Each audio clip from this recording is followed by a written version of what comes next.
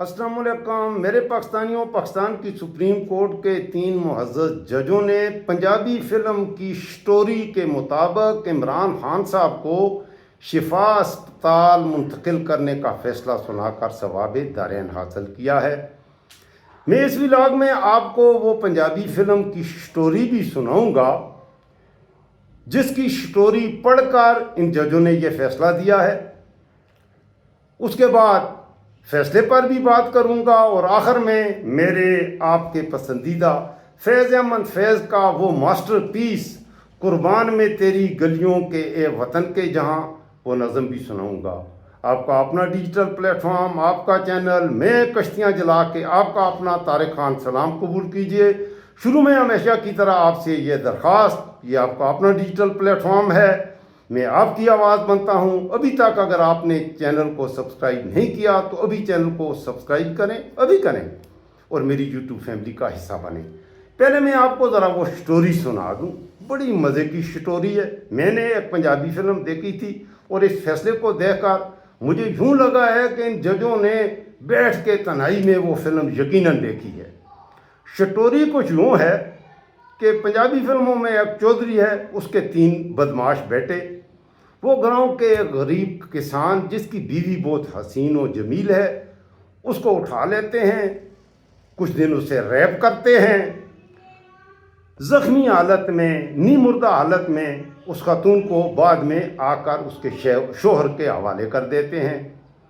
اس غریب خاتون کا شوہر چودھری کے پاس جاتا ہے، اس چودھری کے پاس جس چودھری کے بیٹوں نے اس خاتون کو ریپ کیا اور اس پر یہ ظلم ڈھایا۔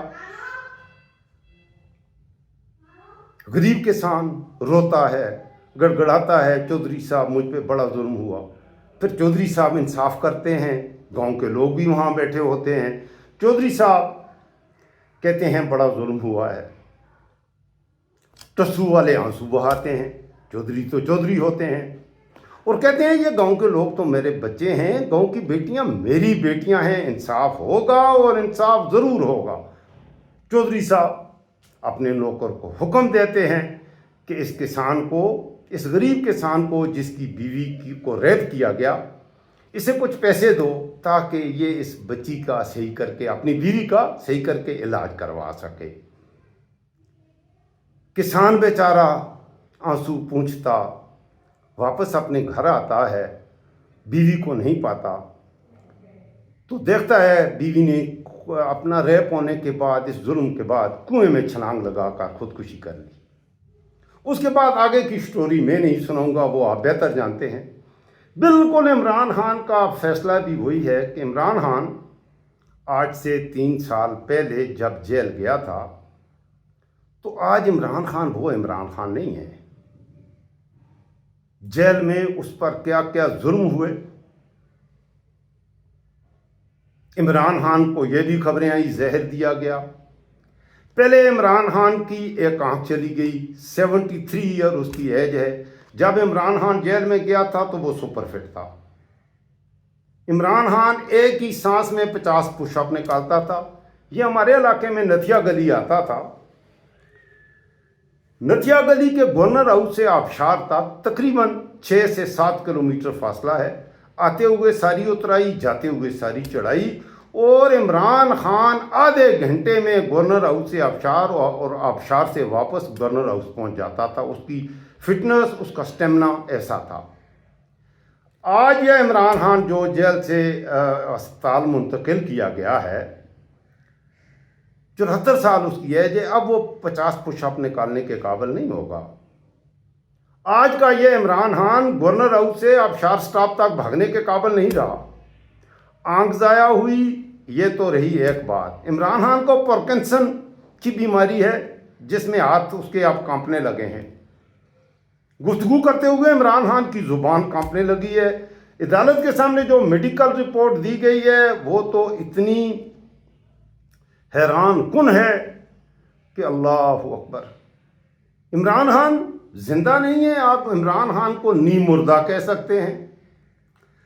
یہ پنجابی فلم کی جو سٹوری میں نے آپ کو سنائی، یہ سٹوری میں نے اس وجہ سے سنائی کہ بالکل اسی سٹوری کی طرح عمران خان کو اٹھایا گیا، اغوا کیا گیا، اسے جیل میں لایا گیا، اس پر 250 کیسز بنائے گئے جن میں کوئی صداقت نہ تھی، پھر اس کے 4 سال جیل میں قید تنہائی آئسولیشن میں رکھا گیا، اس کی صحت برباد کر دی گئی۔ تو آج عمران خان وہ عمران خان تو نہیں رہا۔ اور چودھری کا جو انصاف ہے، میں اس پر کچھ نہیں کہتا، آپ کمنٹس میں بتائیے گا، میں انتہائی دکھی ہوں۔ عمران خان کو رہائی کا حکم کیا دے رہے ہو؟ پہلی بات تو یہ ہے کہ عمران خان کو، اس عورت کو جس چودھری کے بیٹوں نے ریپ کیا تھا، سب سے پہلے تو ان کو پتہ کرو کہ وہ ہیں کون۔ عمران خان کو جیل میں کیوں رکھا گیا، کس نے رکھا؟ جسٹس ڈوگرا راج ہو یا فائز عیسیٰ، منیر اعظم ہو یا شہباز و مریم، عمران خان پر یہ ظلم ڈھانے والے جو یہ کردار ہیں، وہ اسی طرح برسر اقتدار ہیں، اسی طرح اقتدار کے مزے لوٹ رہے ہیں۔ اعظم منیر کا مسئلہ حل ہو گیا ہے، عمران خان کو اب انہوں نے اس قابل ہی نہیں چھوڑا کہ وہ ان کا مقابلہ کر سکے، اب وہ نیم مردہ جسم کے ساتھ آئے گا۔ خیر، ہم امید رکھتے ہیں، عمران خان بہت مضبوط آدمی ہے، میں تو یہی امید رکھتا ہوں۔ عمران خان میرا تو آئیڈیل ہے۔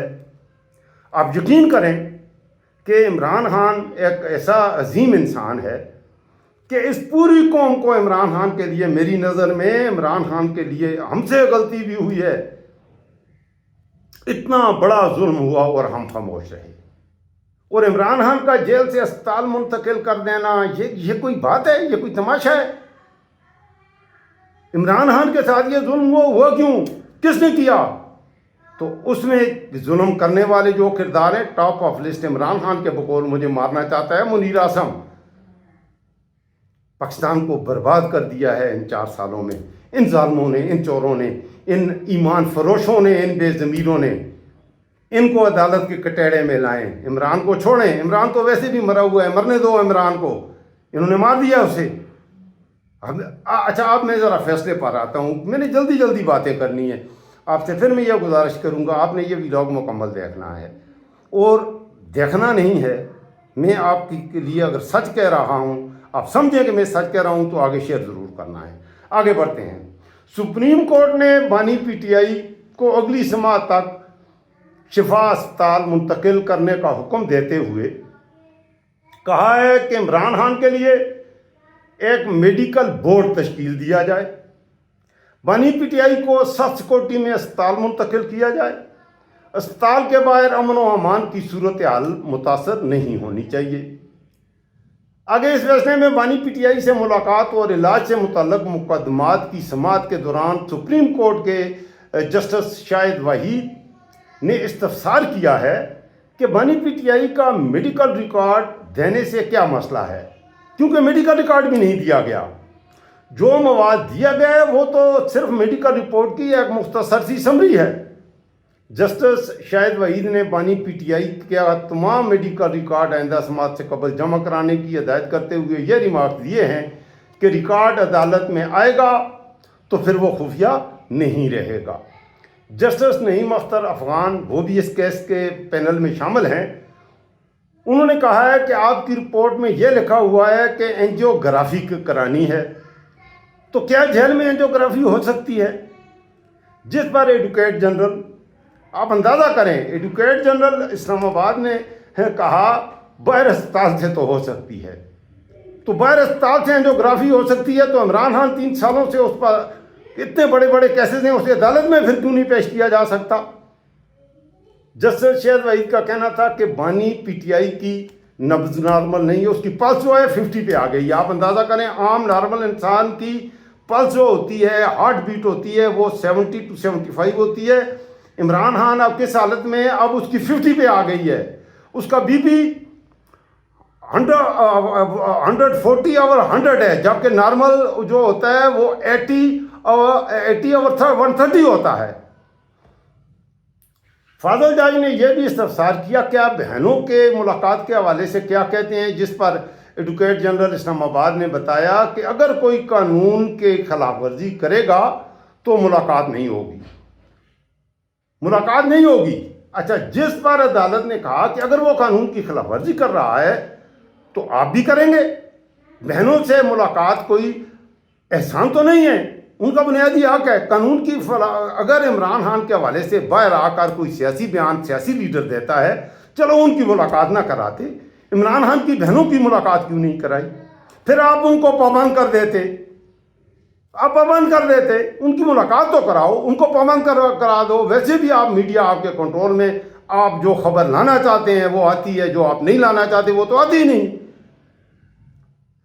اچھا، عمران خان کے ساتھ ہی اس کی زوجہ، اندازہ کریں، کہتے ہیں پھر اس نے کہا کہ بیگم سے ملاقات کرائی جاتی ہے، خاندان سے ملاقات، بیگم خود جیل میں ہے، بیگم تو وہی جیل میں، وہ قیدی ہے، بیگم سے کیا ملاقات کروائی جاتی ہے؟ تو یہ ہے عمران خان کے کیس کی حقیقت۔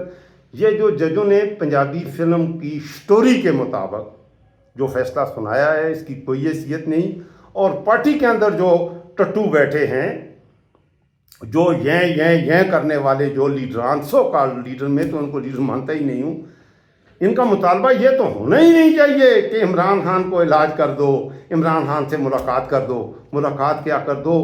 عمران خان پر ظلم ہوا ہے، عمران خان کی بیوی پر ریاست نے ظلم کیا ہے، منیر اعظم نے ظلم کیا ہے، شہباز نے ظلم کیا ہے، زرداری نے ظلم کیا ہے، اس نظام نے ظلم کیا ہے۔ اس نظام سے پوچھو کہ عمران خان کو 4 سال اس قوم کے برباد کر دیے، اس قوم کے سب سے مقبول لیڈر کو تم نے جیل میں رکھا، تو رکھا کیوں؟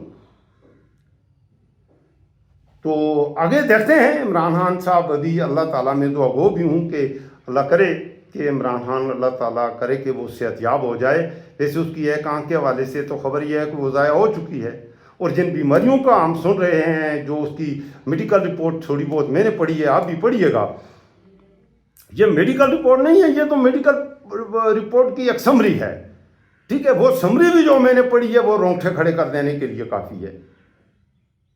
آپ بھی پڑھیے اسے، نہ اس کی پلس نارمل ہے، اور نوبت یہاں تک آئی ہے اس کا بی پی انتہائی درجے کے اوپر چلا گیا ہے، اور اس کو ظاہر ہے بی پی، اس سے برین ہیمریج ہو سکتا ہے، ہارٹ اٹیک ہو سکتا ہے، اس وجہ سے کہ یہ اس چیز کو نارملائز ہے۔ تو یہ جو حکمران ہیں، عمران خان کی ہارٹ بیٹ یا نبض کو لے کر پاکستان کے عوام کی نبض چیک کر رہے ہیں کہ پاکستان میں کوئی لوگ زندہ ہیں، ان کی نبضیں دھڑک رہی ہیں یا نہیں لڑ رہی ہیں۔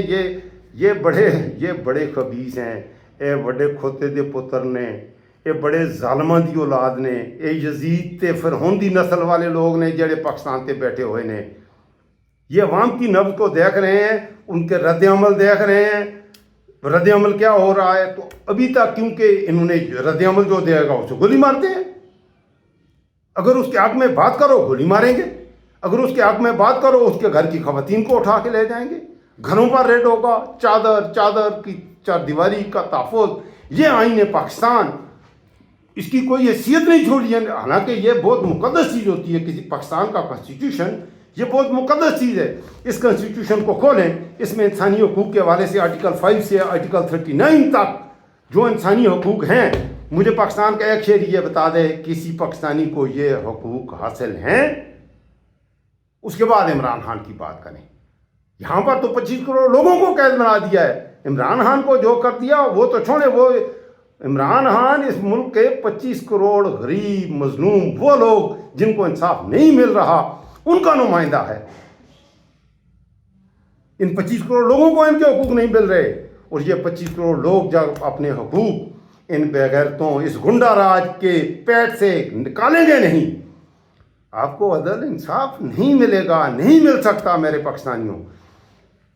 چلیں کچھ اگلے ولا کے لیے چھوڑتے ہیں۔ اب میں نے آپ سے شروع میں پرامس کی تھی، ایک پٹھان کی زبانی اردو شاعری میرے پنجابیوں سندھیوں کو بڑی اچھی لگتی ہے، تو آج میں آپ کے لیے ایک ماسٹر پیس ہے یہ فیض احمد فیض کا۔ میرے خیال میں اس کی زندگی کی سب سے اچھی جو پوئٹری ہے وہ اسی نظم میں ہے، آپ کو سناتا ہوں۔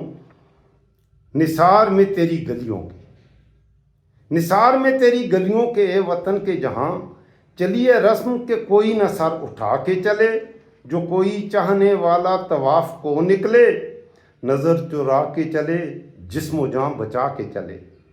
اے اہل دل کے لیے اب یہ نظم بست و کشاد، کہ سنگ و خشت مقید ہیں اور سگ آزاد، بہت ہے ظلم کے دستے بہانہ جو کے لیے، جو چند اہل جنوں تیرے نام لیوا ہیں، بنے ہیں اہل حوث مدعی بھی منصف بھی، کسے وکیل کریں کسے منصفی چاہیں، مگر گزارنے والوں کے دن گزرتے ہیں، تیرے فراق میں یوں صبح و شام کرتے ہیں، بجھا جو روز نے زنداں تو دل یہ سمجھا ہے کہ تیری مانگ ستاروں سے بھر گئی ہوگی، چمک اٹھے ہیں سلاسل تو ہم نے جانا ہے کہ اب سحر تیرے رخ پر بکھر گئی ہوگی، غرض تصور شام و سحر میں جیتے ہیں، گرفت سایہ دیوار و در میں جیتے ہیں، یوں ہی ہمیشہ الجھتی رہی ہے ظلم سے خلق، نہ ان کی رسم نئی ہے نہ اپنی ریت نئی، یوں ہی ہمیشہ کھلائے ہیں ہم نے آگ میں پھول، نہ ان کی ہار نئی ہے نہ اپنی جیت نئی، اسی سبب سے فلک کا گلہ نہیں کرتے، تیرے فراق میں ہم دل برا نہیں کرتے، گر آج تجھ سے جدا ہیں تو کل ہم ہوں گے، یہ رات بھر کی جدائی تو کوئی بات نہیں، اگر آج اوج پہ ہے تالے رقیب تو کیا یہ 4 دن کی خدائی تو کوئی بات نہیں، جو تجھ سے عہد وفا استوار رکھتے ہیں، علاج گردش لیل و نہار رکھتے ہیں۔ آخر میں پھر آپ سے گزارش، اگر آپ کو میرے ویلاگ کچھ پسند آ رہے ہوں، یہ نیا میرا یوٹیوب چینل ہے، میں کوشش کرتا ہوں آپ تک سچ پہنچاؤں، تو اس چینل کو ضرور سبسکرائب کریں، لائک کریں، دوستوں کے ساتھ شیئر کریں اور میری یوٹیوب فیملی کا حصہ بنیں۔ اور خاص طور پر یہ ویلاگ میں نے اس میں تو آپ کو فلم کی سٹوری بھی سنائی ہے، اس ویلاگ کو زیادہ سے زیادہ میرے نوجوان میرے بچے اپنے دوستوں کے ساتھ ضرور شیئر کریں۔ اللہ حافظ۔